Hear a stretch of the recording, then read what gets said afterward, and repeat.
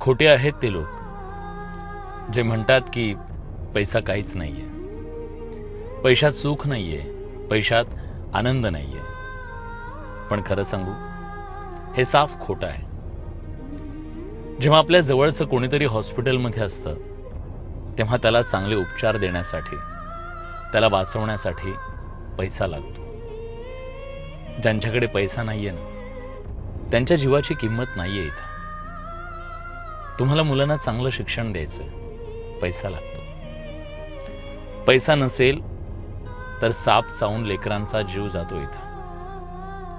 आजच्या या जगात आपल्या छोट्यातल्या छोट्या स्वप्नासाठी, गरजेसाठी, अगदी प्रत्येक गोष्टीसाठी पैसा गरजेचा आहे.